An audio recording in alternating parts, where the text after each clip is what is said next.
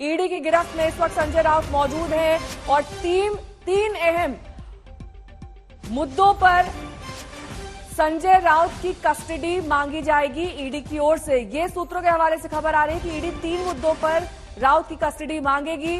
गिरफ्तारी पर आज तक की ये बड़ी खबर, ये बड़ी जानकारी देख रहे हैं आप, जिसमें 3 मुद्दों पर राउत की कस्टडी मांगी जाएगी। अब से कुछ ही देर बाद उनकी पेशी होनी है कोर्ट में और ये कहा जा रहा है ईडी की ओर से कि पूछताछ में वो सहयोग नहीं कर रहे हैं। ये बात पहले भी सामने आई थी। अब ये कहा जा रहा है ईडी की ओर से कि पैसे के लेन देन में राउत को फायदा पहुंचा है, इस बात के सबूत हैं और मुख्य आरोपी प्रवीण राउत को मदद पहुंचाई गई है संजय राउत की ओर से। ये भी सूत्रों के हवाले से खबर आ रही है।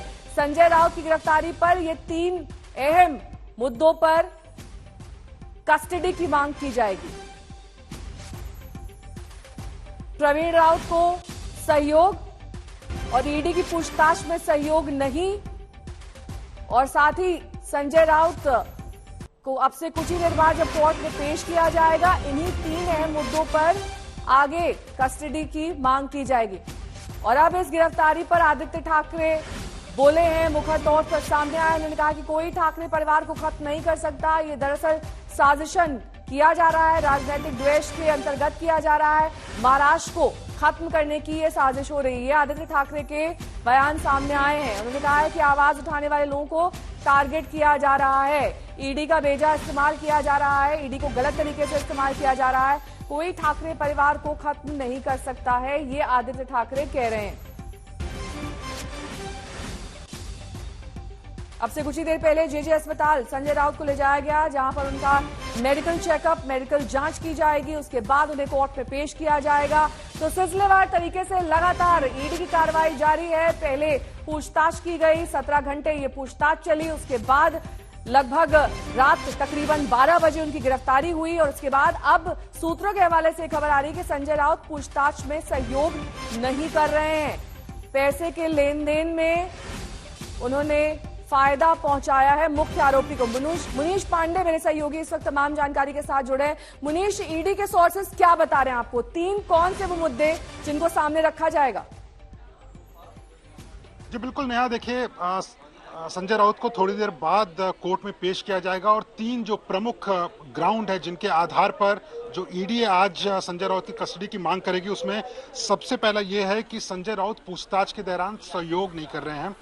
दूसरा, और ये सबसे प्रमुख हो जाता है इसमें, कि ईडी के पास में इस बात के सबूत हैं कि संजय राउत जो मनी लॉन्ड्रिंग है, उन पैसों का फायदा संजय राउत को पहुंचा हुआ है।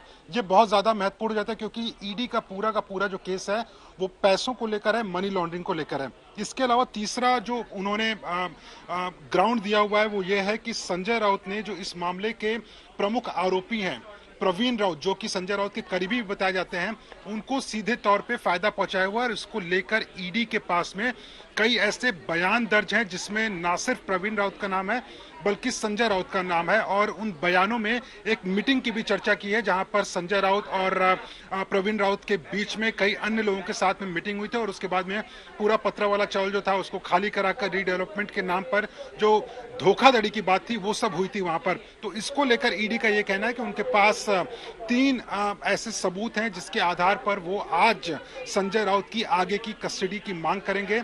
देखना होगा कि कोर्ट में आखिरकार उनको कितने दिन की कस्टडी मिलती है और ईडी की बात मांग की जा सकती है, क्योंकि ये जो 3 महत्वपूर्ण मुद्दे हैं जिन पर कस्टडी मांगी जाएगी, क्या ये समय जो भी मांगा जाएगा काफी रहेगा पूरी जांच के लिए? जी देखिए, अभी तक फिलहाल जो सूत्रों का ये कहना है कि 14 दिन की कस्टडी की मांग ईडी कोर्ट के सामने कर सकती है, अदालत के सामने 14 दिन की कस्टडी की मांग करेगी। और जब कस्टडी की मांग करेगी तो ये तीनों ही आधार कोर्ट के सामने बताए जाएंगे।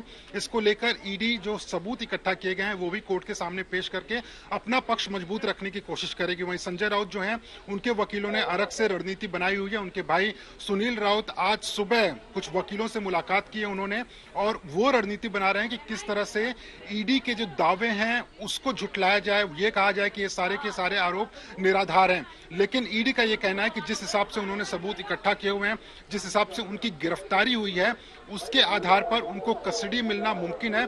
कोशिश ये रहेगी कि वो 14 दिन की कस्टडी की मांग करें, लेकिन अंत में देखना पड़ेगा कि कोर्ट किसकी बातों पर ज्यादा भरोसा करता है और फिर उसके बाद उनको कस्टडी में भेजता है। मुनीश, ये जो जब्त दस्तावेज हैं, इसमें सिर्फ संजय राउत या फिर उनके करीबियों के खिलाफ सबूत और साक्ष्य मौजूद हैं, या फिर कुछ अन्य लोगों के भी अब नाम सामने आ सकते हैं?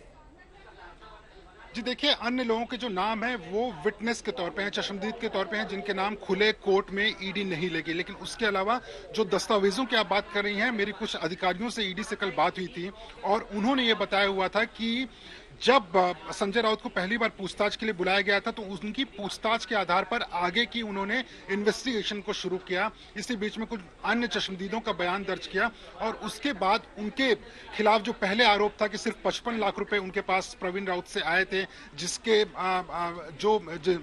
उस 55 लाख रुपए से उन्होंने दादर में घर खरीदा हुआ था।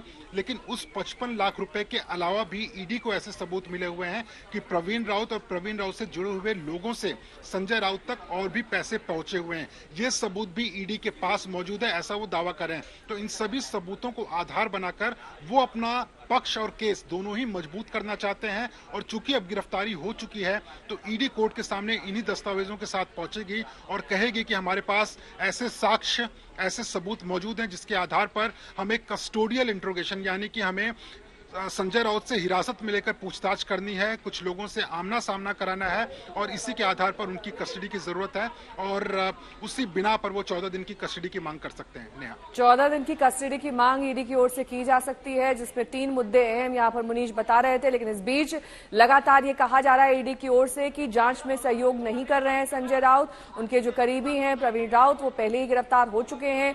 लेन देन में संजय राउत को भी फायदा पहुंचा है, ये सूत्रों के हवाले से खबर आ रही है, क्योंकि उनकी पत्नी के अकाउंट में भी पैसे ट्रांसफर किए गए थे। मुख्य आरोपी प्रवीण राउत को मदद पहुंचाई गई है, ये भी सूत्र बता रहे हैं। तो गिरफ्तारी कल देर रात 12 बजे हुई। उसके बाद आज तक की बड़ी खबर, ये बड़ी जानकारी आपको दे दें कि सवालों के बौछार यहां पर संजय राउत पर कर दी गई है ईडी की ओर से और ये सवालों का सिलसिला दरअसल अब जारी रहने वाला है, क्योंकि कस्टोडियल इंटरोगेशन की मांग ईडी की ओर से आज कोर्ट में की जाएगी। 14 दिन लगभग ये समय बताया जा रहा है। सूत्रों के हवाले से जो खबर आ रही है कि 14 दिन की कस्टडी मांगी जा सकती है। और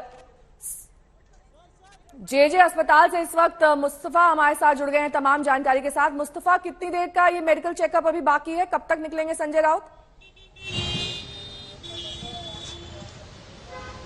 बिल्कुल आधा घंटे का समय लगेगा, जब तरह तरह के टेस्ट जो है वो किए जाएंगे। उनको पूछा जाएगा डॉक्टर की तरफ से कि संजय राउत को कि कोई किसी चीज़ की शिकायत तो उन्हें नहीं है। उसके बाद एक मेडिकल रिपोर्ट तैयार की जाएगी।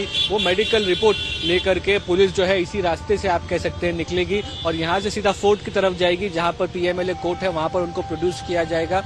स्पेशल पीएमएलए कोर्ट में उनकी हियरिंग होगी और उस हियरिंग में आप कह सकते हैं कि जैसे मुनीश बता रहे थे कि दलीलें पेश की जाएगी। तकरीबन आधे घंटे का समय और लगेगा, जब तक संजय राउत आप कह सकती हैं कि कोर्ट पहुंचेंगे और कोर्ट में आप कह सकती हैं कि जो सेकेंड हाफ होगा यानी कि लंच के बाद का जो पीरियड होगा उसमें उनकी पेशी होगी और उनकी जो आर्गुमेंट्स है वो रिमांड के किए जाएंगे। मुस्तफा, ये डिले क्यों हुआ? ये तो सुबह ही होनी थी मेडिकल जांच, कहा जा रहा था लगभग 11 बजे 11:30 बजे हो जाएगी। इतना डिले, इतना वक्त क्यों लग गया?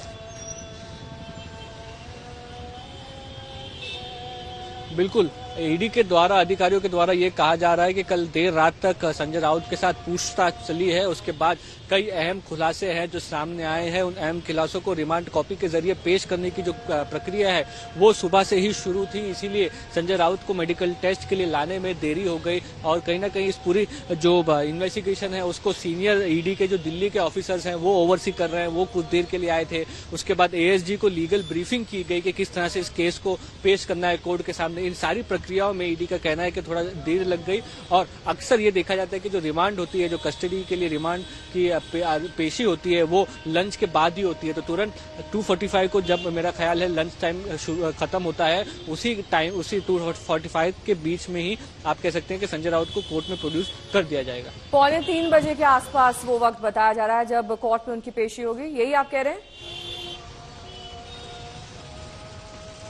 मुस्तफा? जी बिल्कुल, 2:45 का वो वक्त होगा। 2:45 से 5 के दरमियान जो है पूरी प्रक्रिया कोर्ट को पूरी करनी होगी। साथ ही मुस्तफा, जे अस्पताल में आप बता रहे हैं लगभग आधे घंटे का वक्त और लग सकता है। इस बीच ये माने कि जो कोर्ट और अस्पताल के दरमियान का वक्त होगा वहां कहां ले जाया जाएगा संजय राउत को? जी बिल्कुल, ये रोड पर जहां पर हम हैं यहीं से सीधा आप कहेंगे फोर्ट इलाके में ले जाया जाएगा संजय राउत को, जहां पर सेशंस कोर्ट जो है मुंबई का, सेशंस कोर्ट के अंदर ही पीएमएलए कोर्ट की कार्रवाई जो है वो होती है। तो कुछ ही देर में यहां से निकालकर इसी रोड से संजय राउत को पीएमएलए कोर्ट की तरफ, सेशंस कोर्ट की तरफ फोर्ट इलाके में लेके जाएगा। और जिस तरह की ट्रैफिक इस वक्त दिखाई दे रही है, आधा घंटा यहाँ से हॉस्पिटल से कोर्ट ले जाने में भी इतना समय जरूर लगेगा। हालांकि संजय राउत के साथ साथ आप कह सकते हैं कि पुलिस कॉन्वॉय भी है, पायलट भी है, और एक तरह के लॉ एंड ऑर्डर सिचुएशन देखते सीआईएसएफ ऑफिशियल्स भी उस कॉन्वॉय में मौजूद है। तो यहाँ से डायरेक्ट कोर्ट में उनकी पेशी होगी और वहां पर आप कह सकते हैं कि सीनियर वकील जो है वो आर्ग्यू करेंगे संजय राउत के खिलाफ, और ये आर्ग्यू करेंगे वो कि किस तरह के पत्राचौल केस में नए एविडेंस और सबूत सामने आए हैं। उसके बाद संजय राउत से सवाल पूछे गए, संजय राउत उसका जवाब नहीं दे पाए, इसीलिए उनकी गिरफ्तारी जरूरी थी।